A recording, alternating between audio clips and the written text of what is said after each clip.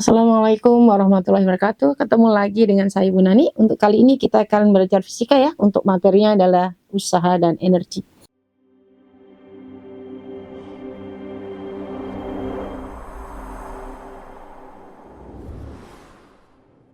Oke, kita lanjutkan untuk nomor 13 ya. Nah, nomor 13 ini apa yang dikasih tahu? Bahwa ada sebuah balok bermasa 2 kilo. Mula-mula diam, oke. Dilepaskan dari puncak bidang lengkung yang ada di C itu. Kemudian dia yang berbentuk seperempat lingkaran, jari-jari R. Dia meluncur sampai di titik B yang berjarak 3 meter dari titik A. Jika bidang lengkung tersebut licin, gaya gesek antara balok dan bidang datar itu adalah 8 Newton, maka R-nya berapa? Nah, di sini ada perubahan energi, yaitu apa?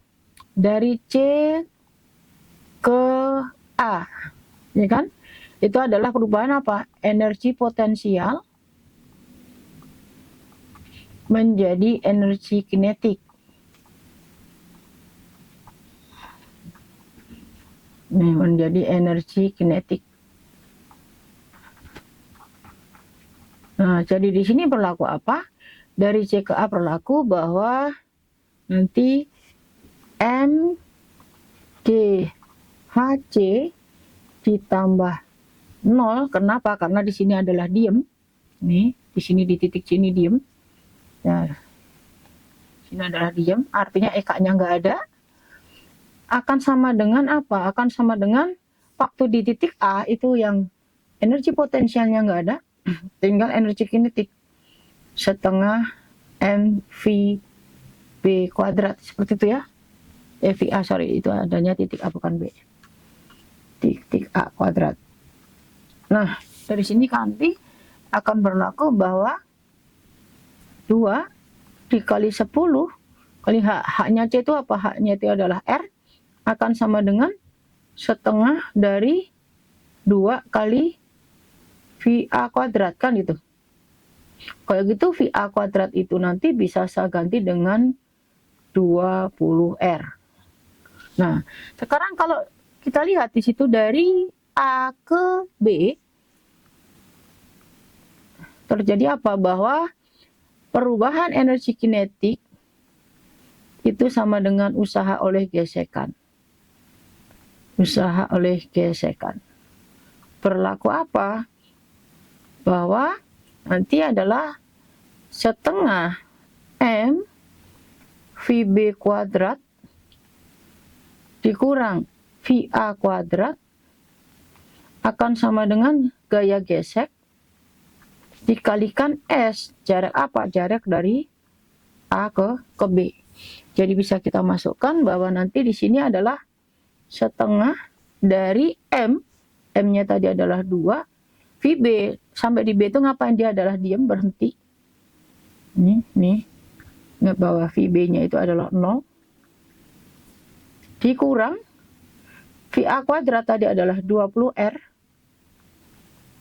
Akan sama dengan gaya gesek. Gaya geseknya berapa? Gaya geseknya adalah 8 kali jarak A ke B.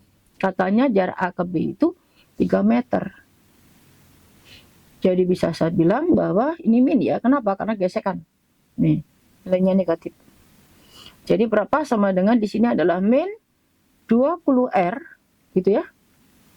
Akan sama dengan minus 24. Kalau gitu jari-jarinya ketemu berapa?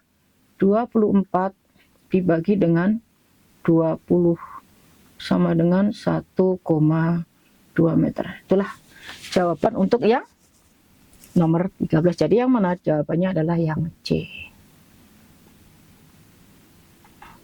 Nih. Berikutnya kita masuk ke nomor 14. Apa yang kamu tahu dengan nomor 14? Benda A memiliki massa setengah kilo, mula-mula diem. Oke. Nah, jadi di sini, di kasus ini kita gambarin aja di sini, bahwa di sini VA ya, nomor 14 ini. Di sini V di A itu 0, karena apa? Karena diem. Ya kan? Terus di situ dikasih tahu bahwa S-nya itu sama dengan 3 meter. Kan itu. Sementara nanti kita ketemu dari sini ke sini, nanti kan kita ketemu yang namanya H ya. Kalau ini ada sudut 30 derajat, apa hubungannya? Depan miring. Nah, kita dari sini ketemu bahwa sinus 30 itu sama dengan H per S. Otomatis H-nya ketemu. H-nya berapa? Setengah dari S, dari 3. Kalau itu H-nya adalah 1,5 meter, gitu ya. Oke, di situ dikasih tahu pas waktu dia jatuh, pas di P itu dia nekan pegas ya. Nekan pegas yang punya K adalah 900. Yang ditanyakan adalah berapa pemendekan maksimum pegas. Nah, jadi di sini nanti dia akan merosot kemari. Merosot kemari itu berupa apa? Jadi nanti di sini usaha oleh pegas itu sama dengan apa? Sama dengan usaha yang dilakukan oleh balok. Usaha oleh balok dinyatakan sebagai apa? Karena dia ada perubahan ketinggian, maka di sini adalah delta EP. Sementara usaha pegas itu adalah setengah K kali X kuadrat. Nah, yang ditanyakan ini adalah X-nya berapa. Nah, dari sini ketahuan bahwa nanti setengah gitu ya, kali K, K-nya itu berapa? K-nya itu adalah 900, itu adalah K pegas. Nih, K pegas sama dengan 900 Newton per meter kali X kuadrat gitu ya. Nah, sama dengan delta EP, berfungsi sebagai apa nih? Ingat, EP itu adalah MGH ya. Ini sama dengan MGH.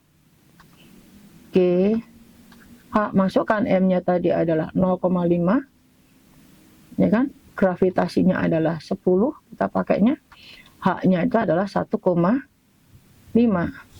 Jadi di sini berlaku bahwa X kuadrat sama dengan, ini pindah kemari, 5 kali 2 kali 1,5 gitu ya. Kita bagi dengan 900. Nah, jadi berapa dia? Di sini nanti kalau kita hitung adalah dia akar dari 5 kali 2 itu adalah 10, kalau ini 15, akar dari 15 dibagi dengan 900. Kalau kita hitung nanti ketemunya adalah yang D, 12,9 atau 0,129 cm. Meter, sorry. Jadi kalau dibikin ke senti, ini masih meter ya, kan masih SI. Nah, nanti kalau dibikin ke senti adalah 12,9 cm. Seperti itu ya, untuk nomor 14. Oke, kiranya nggak terlalu susah. Sekarang kita masuk ke nomor berikut. Untuk nomor 15. Perhatikan gambar di bawah, oke. Di situ ada balok dari atas apa tuh? Bidang setengah bola, ya kan? Yang jari-jarinya itu 30 meter. Dan permukaannya licin, oke. Akhirnya dia jatuh di titik P. Pas di titik P itu dia lepas. Nah, lihat, waktu di titik P ini ada kata-kata yang perlu kita garis bawahnya, yaitu apa? Waktu di titik P, ya kan? Itu yang terjadi apa? Dia meninggalkan bidang. Nah, artinya di sini tidak bersentuhan, artinya gaya normalnya adalah 0. Kata-kata itu adalah clue-nya. Jadi nanti untuk nomor 15 ini, ya kan? Nah, di sini kalau misalkan kita bikin, ini adalah kondisi 1. Ini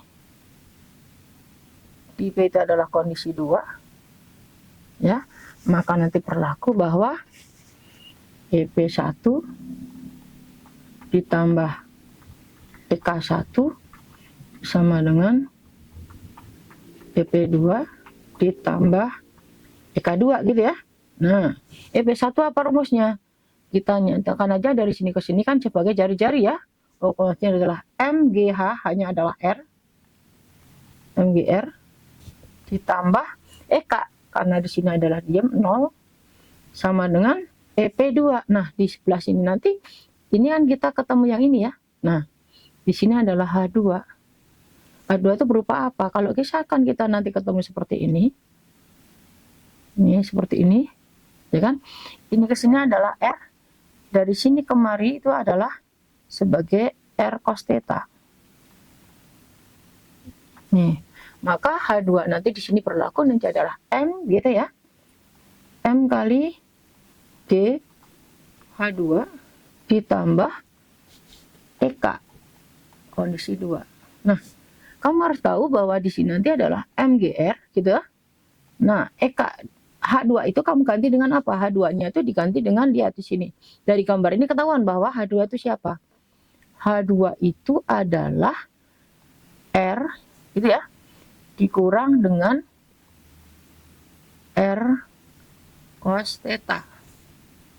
R dikurang R cos theta itu adalah H2 itu adalah R cos theta, bukan dikurang. H2 itu adalah R kali cos theta. R kali cos theta dari gambar itu. Gitu ya. Nah, makanya di sini masuknya sebagai M G kali R cos theta gitu ya, ditambah EK2. Nah, di sini kan ada yang masalah. Kenapa? Kita tidak punya yang namanya ini. Nah, padahal nanti ingat di sini di titik P, ingat di P, itu gaya normalnya adalah 0. Kenapa? Karena sudah lepas. Gaya normalnya adalah 0. Nah, di titik nanti berlaku apa? Kalau misalkan itu saya gambar ulang, misalkan saya punya seperti ini. Nih, di kondisi P itu nanti ke bawah ada yang namanya gaya, ke sana itu adalah gaya sentripetal, ke situ ada yang namanya gaya normal, ya kan? Kemari ada namanya W. Nah, yang ke sini ada sebagai W cos theta. Nah, jadi di sini nanti kalau kamu lihat di sini ada N gitu ya. Ini adalah bendanya tadi di titik P sini. Nah, yang di sebelah bawah ini ada yang namanya W, yang ke bawah. Yang ini ada yang namanya Fs. Di sini ada, kok ini ada theta, di sini adalah W cos theta. Jadi di kasus ini karena N-nya adalah 0, maka Fs ini berlaku apa? Fs itu kondisinya adalah nanti sebagai W cos theta dikurang N. Kenapa begitu? Ingat, Fs itu adalah gaya resultan. Ibaratnya wasit, W cos dengan N ini bertanding. Kalau wasit menyatakan W F-nya ke sini, artinya W-nya cos theta itu yang menang. Artinya W cos theta dikurang N. Nah, N-nya ini sementara adanya adalah 0. Otomatis di sini adalah M V kuadrat per R gitu ya. Akan sama dengan MG kali cos theta. Nah, nanti bisa saya nyatakan di sini adalah M V kuadrat itu adalah MGR cos theta gitu ya. Itu adalah adanya di titik P. Nih, di P ini. Nah, dari sini kan kita bisa nyuretin nih. M-nya hilang gitu ya. Atau misalkan ini kalau saya M-nya nggak hilangin, kalau ini saya kaliin setengah, ini juga saya kaliin setengah. Kan gitu. Nah, artinya apa? Ini ada energi kinetik di mana? Di sebelah situ.